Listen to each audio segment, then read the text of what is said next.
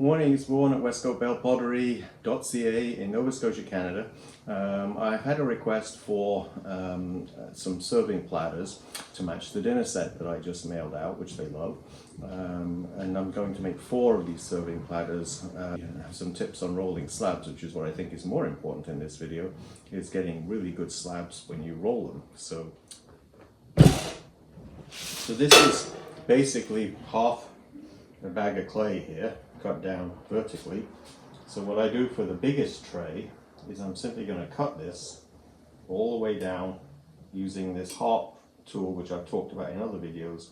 If you can make one from rebar, it would be really useful. I use this every day at my studio many times, and I've got 2 sizes of them. That's about a 12-inch one, it also comes in a 17 or 18-inch version. So I've got 2 slabs here. This one I'm going to put on my slab roller, and it's cut very evenly. Okay, when I roll a slab, I start off with a piece of clay on the slab roller like that.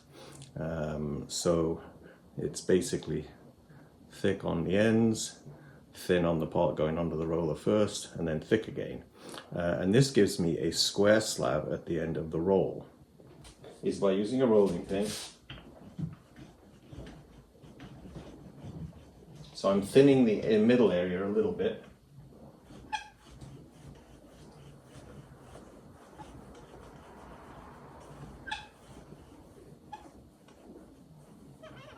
Making a little wider, and then I take it to the edge and I simply flatten it and build it up a little bit at the last little edge there. Turn it around and do the same again.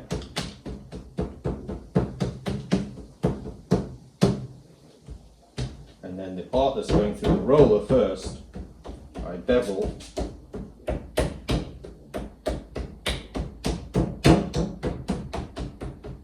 so it will catch under the roller as well. And then I look at it and just kind of estimate how much volume of clay I have here.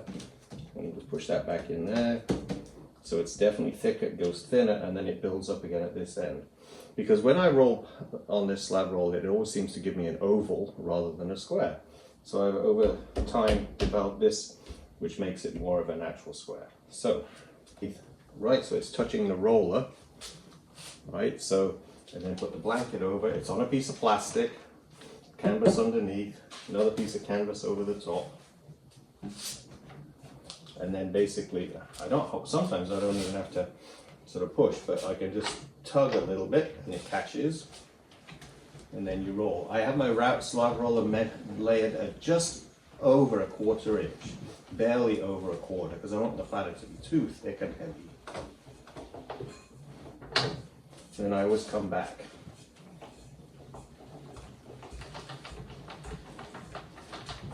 And sometimes it's perfect, other times you go to 2 lightly thicker edges. Nope, this one was pretty good. So that's what we have.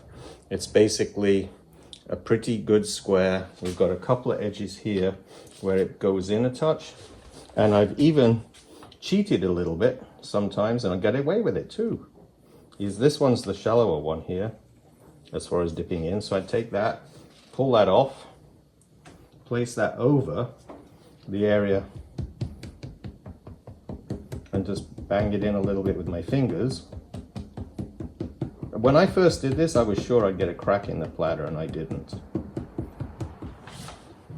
And I can even just roll it down like that. So now I've got an even better square. And if I really want to make sure, I turn up the little knobs here, just like an 1/8 of a turn. So I'm just putting a little more pressure on the roller to make a thinner slab, and then I go back again. Come on, catch, there you go.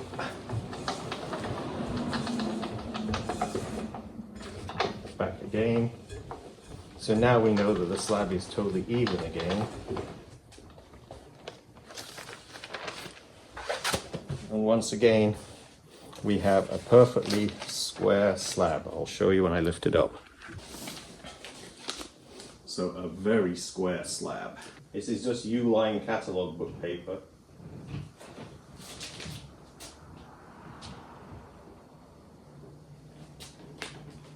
Lay it down, and like all perfect potter's dough slab building, you peel your plastic horizontally off.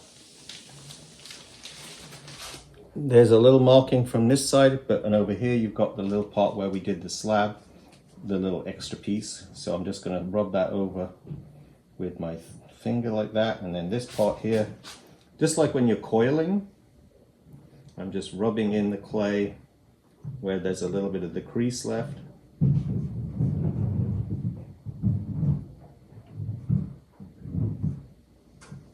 And then basically just use the rolling pin just to give it a smoother look. No pressure here, just the weight of the rolling pin. So that's how you prepare your slabs. The next thing you do is smooth your slab over. Sponge with a damp sponge later on. This just gets rid of any real deep crevices or anything. There's nothing much on this one anyway. And now for something completely different.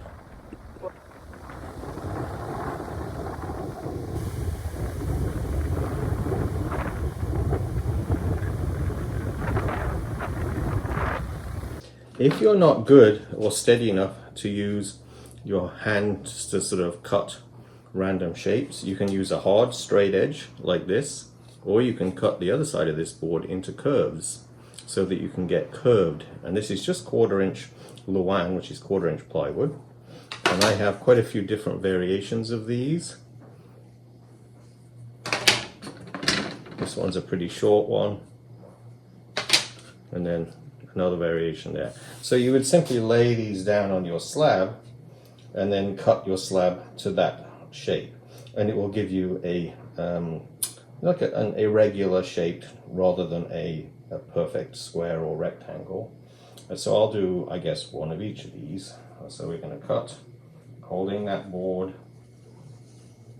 down onto the clay.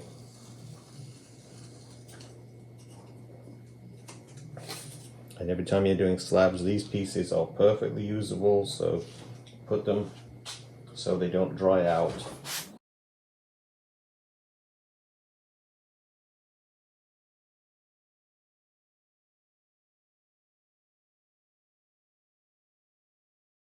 I think I'm going to look for that.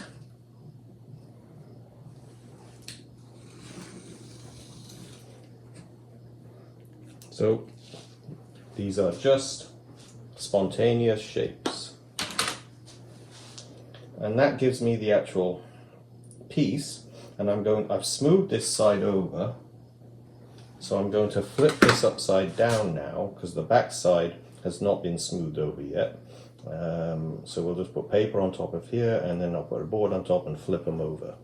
Now this is the time, before I flip it over, if you wanted to put a texture on this, some sort of pattern, now is the time to press it into the clay, because the other side is going to be the back of the platter, which will be the foot. My customer does not want an actual texture, so I think I'm just going to put paper on, but you know, I'll do another one where we've got texture afterwards.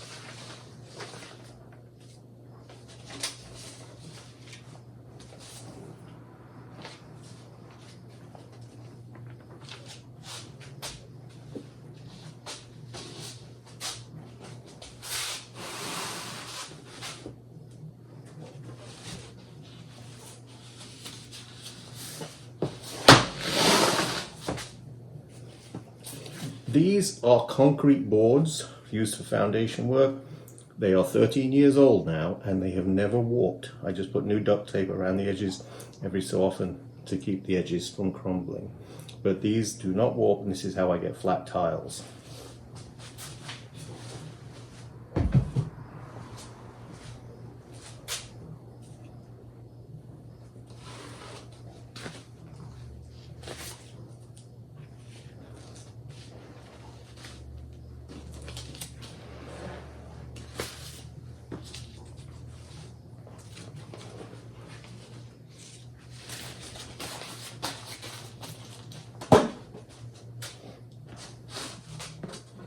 So now I'm going to smooth the back. There's a little bit of paper there. When you try papers, I won't use the Uline catalogue paper anymore because it's breaking down. But I didn't. I usually use newsprint or telephone book paper, which is good too. But I don't think they're going to be making telephone books much anymore. You want paper that doesn't break down anyway.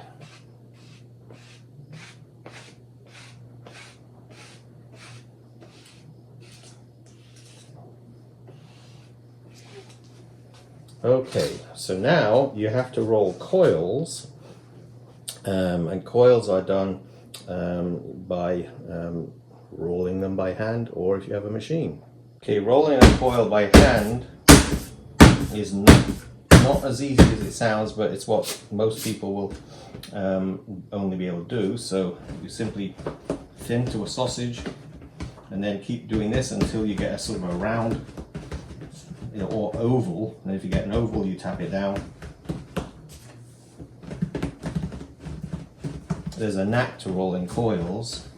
I put pressure on going forward and I don't put pressure on coming back. I'm just pulling it back.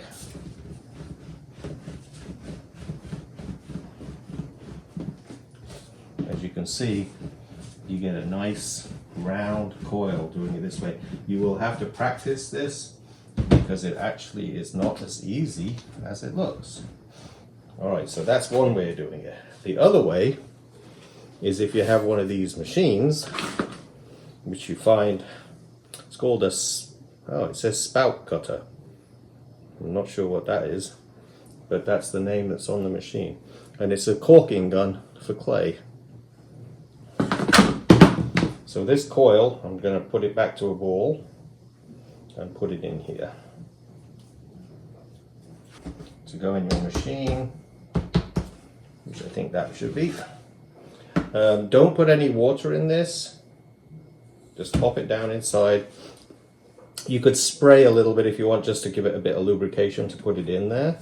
They come with preset dies, so this one's got one in the end there. So that's the coil shape. And then you simply put your machine back together.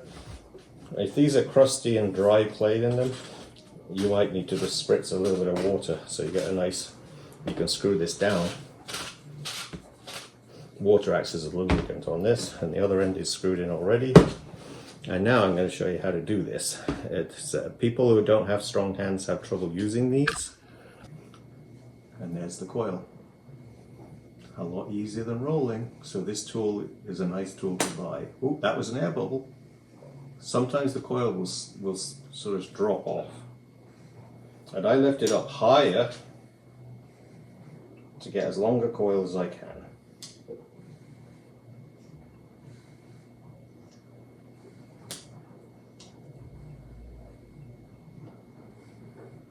If I was 6 foot, I might be able to get the full length of the coil. But I'm not 6 foot. And then lay it down without damaging it. And we'll see whether it's long enough. It probably isn't, so I'm probably going to pull another one quickly. Just to have one more. You can join the coils together.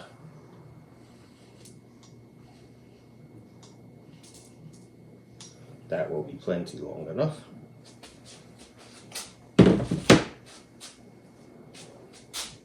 Okay, so we got 2 long coils that we're going to be able to put on this piece.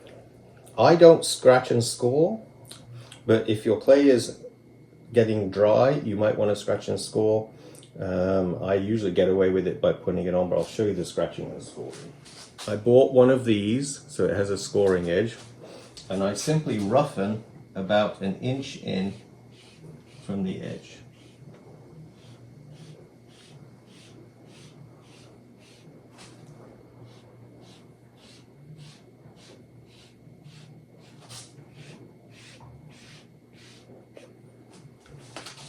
And then using a little bit of water, you can use a paintbrush or you can use a sponge, just to add a little bit of moisture.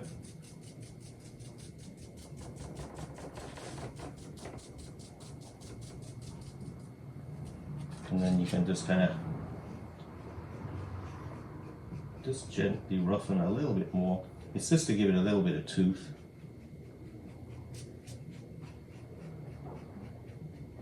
And if the clay is brand new, you don't need to do this, because that's how people who do coiling get away with the coils joining together. Now, we don't know if this coil is long enough, so I'm going to start at the corner.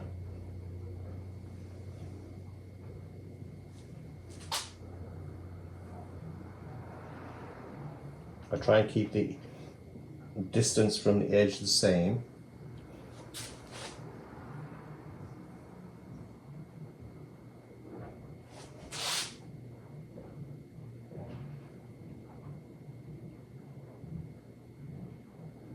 How about that? Almost. So I could place this a little further in and maybe we'll get it the right length.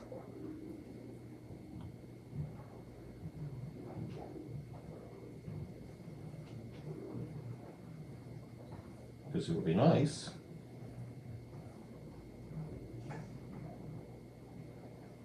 We're almost there.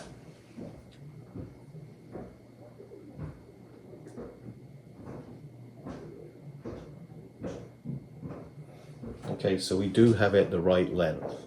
Okay, so it's just about touching. So I've got a little bit of water on my brush here. Just going to damp that edge there.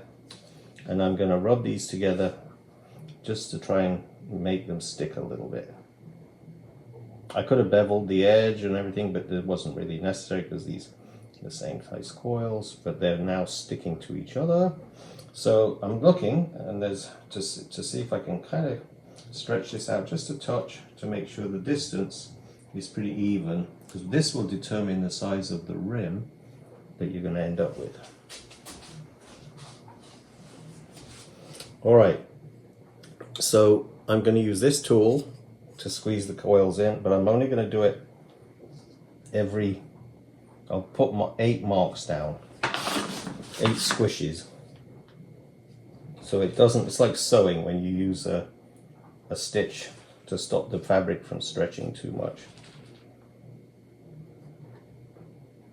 So I'm not squishing it from the beginning and just going all the way around, I'm tacking it.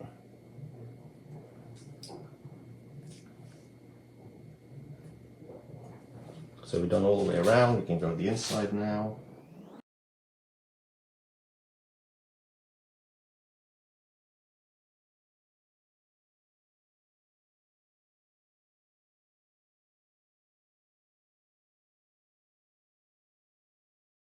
Now, just using that curve, going around and smoothing.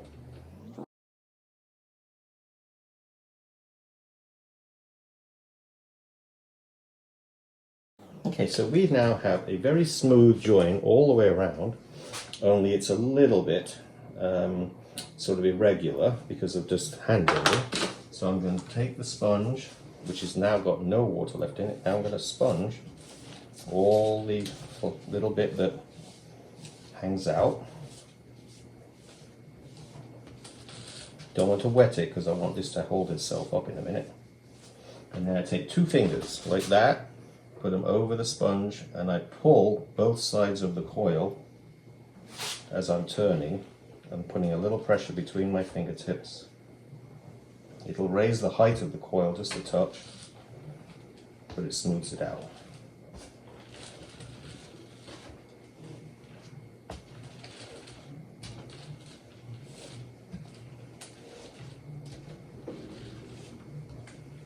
All right, and then just get rid of anything that you have touched in the center. It's okay if something looks handmade, but you don't want things to look like they're mistakes. I dug my fingers in, looks like just on that edge there. So I can still change things. I got a knife.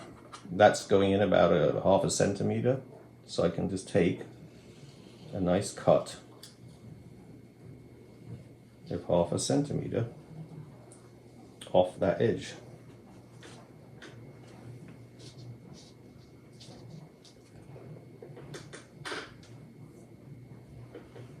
I don't need to do it all the way around. but maybe I want to just kind of round off that little sharp corner there. I don't have to, it's a personal choice. And the same over here. I'm just thinking, I wonder if that would get hit easily when somebody was using it. And once again, I like my pieces to be durable, so probably somebody who's spending money on something doesn't have any break when they first use it.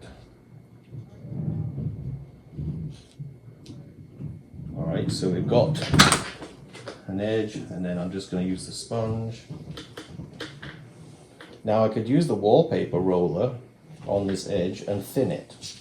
And that would be nice, it would look very delicate, but it will chip easily. So it's nicer to have rounder edges that don't chip.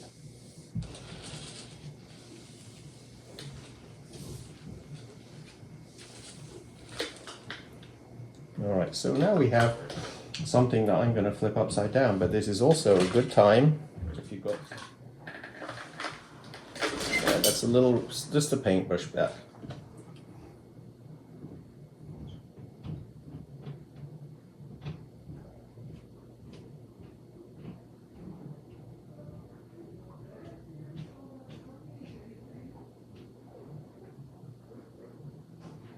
There you go, so we just signed it on the back. And now I'm going to put newspaper down over the back.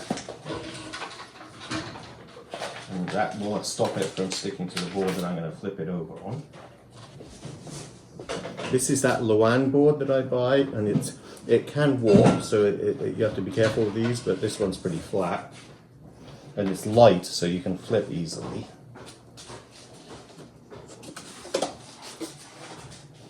Now we flipped it over. Now we can take this. I could be more careful about peeling it off anyway. Okay, I got most of it off. Now you take your sponge, you feel for the foot. This thing, the rest of the paper is just going to sponge in and burn off in the kiln anyway. And you press against the foot. And this is why this size rim that I've got on here is about as big as you should go, because the clay will collapse on the outside of the foot if you get too big.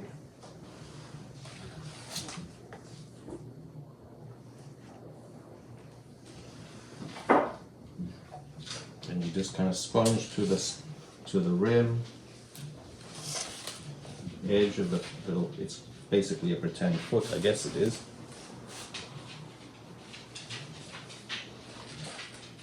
And then you've got yourself a rim on the platter.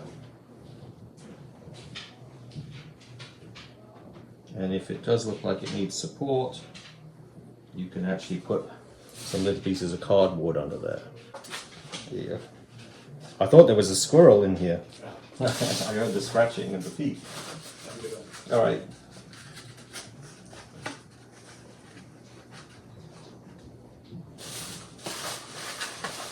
So as you can see, I save toilet rolls because they make really springy corners for lifting up the rim. Okay, these toilet rolls can be removed in about an hour and a half as the clay firms up, but don't leave it too long, because I like to actually straighten it. You could actually make the rim kind of wavy anyway, but we're going to set this aside for an hour and a half to 2 hours depending on humidity, and then I can actually sponge the rim and do anything else I want to do to it. So the only difference with leaving it plain or texturing is you can choose whatever you want to do for textures, and then you can actually texture it before you flip it over that first time. So let's just do a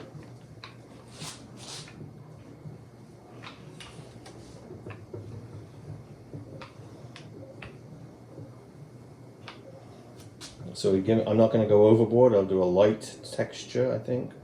And that, we'll just leave it at that, because you can play and do as much texture as you like. And then I will cut the size that I need, just this one time by eye. I actually like to do curves when I'm doing I don't like the straight cut.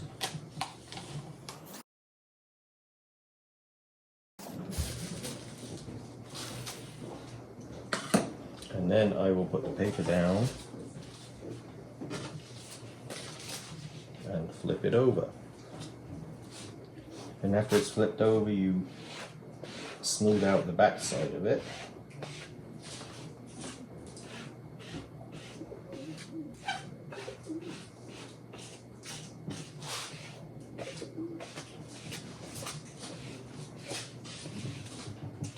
And this little crease, just use your finger.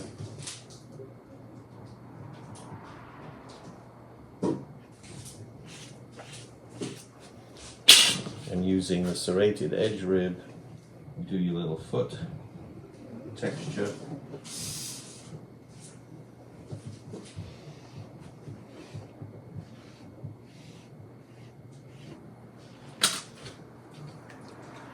Dampen it with a sponge.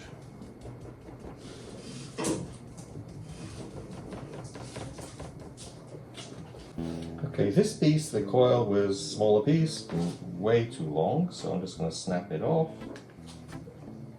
And like I said, I never really use a lot of water, but if I'm going to join two together, I simply dab, and sometimes you can use a sponge rather than a brush, which may dribble too much water, just to dampen them. And then I rub them together until I feel like they're sticking, just like I do when I put my handles on my coffee mugs. And then just kind of smooth it a little bit, and then make sure that you've got the same distance with the coil all the way around, so the rim is the same width all the way around. So we have a bit of extra coil there, but we still do the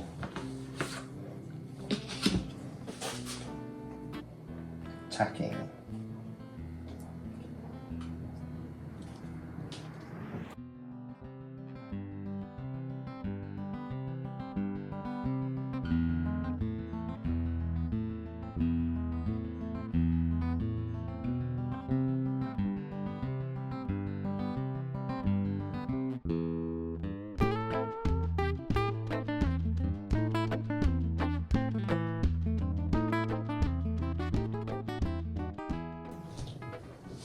And then we put paper. The U-line paper that I'm using here, the regular paper doesn't do that fluffy kind of tearing and falling apart. But I got a catalogue recently in the mail. This catalogue, the paper completely breaks down, so don't use these catalogues for this.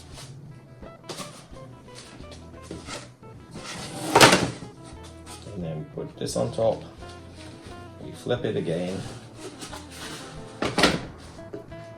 take this off. See, this paper just isn't breaking down, so it's much better. And we still have some of the texture, I probably could have gone deeper. And then we use the sponge without any water, remember, just moist. Fingers are underneath as I do this, and the clay tends to pull up a touch as you press in.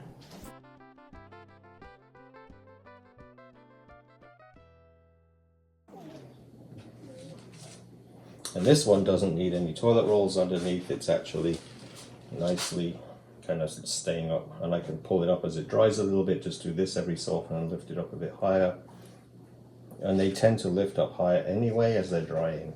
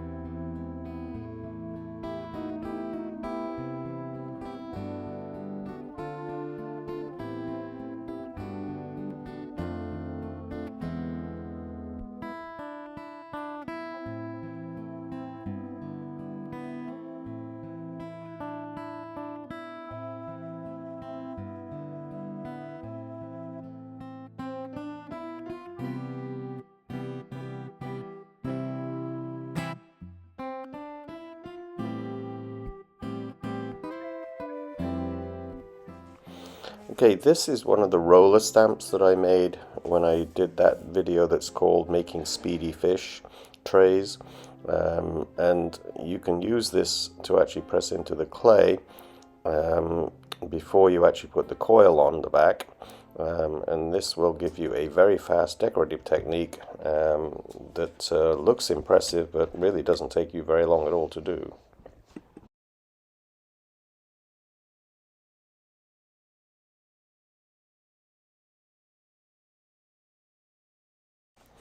This roller tool I bought, so it's a commercially made one, but it has like a wave texture to it, so it'll be perfect for fish pieces to help give that, swimming feeling.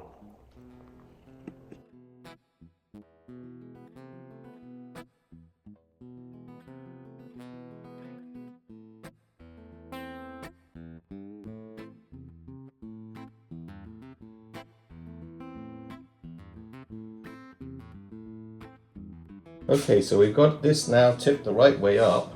So I'm going to squeeze all the moisture out of my sponge. And now I'm going to press carefully because I don't want to get rid of that texture. That's the only problem if you texture something and you've got to do this technique. You've got to be very gentle but firm.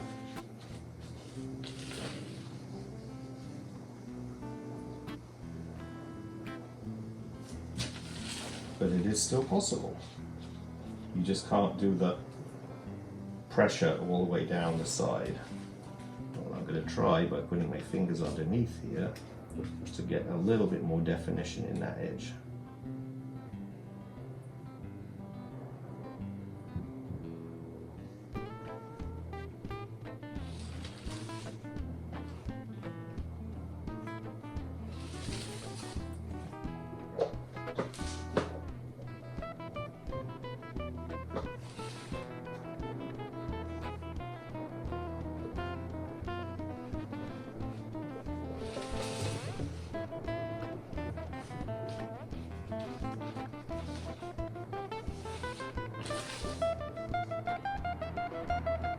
There we go, so we got there.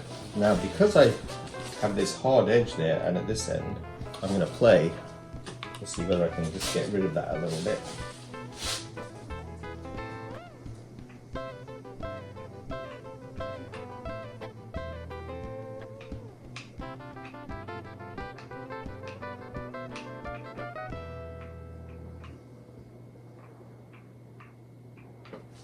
I've softened it down a little there. So that worked. What about this part?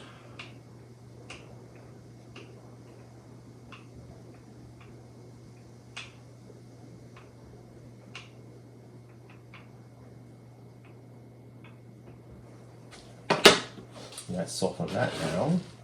So now I'm just going to sponge to really soften that last little edge there.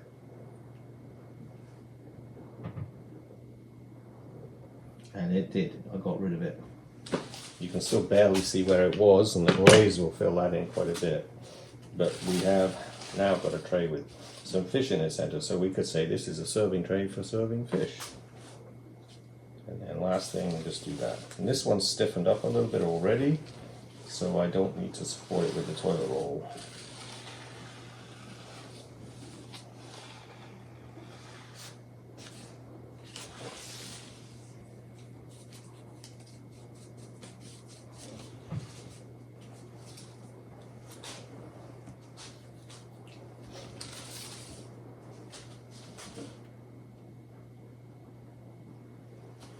Okay, so that's how we make fish trays in a sort of a foot underneath, so it lifts the rim up without using the molds. It's a different way of making a tray, basically.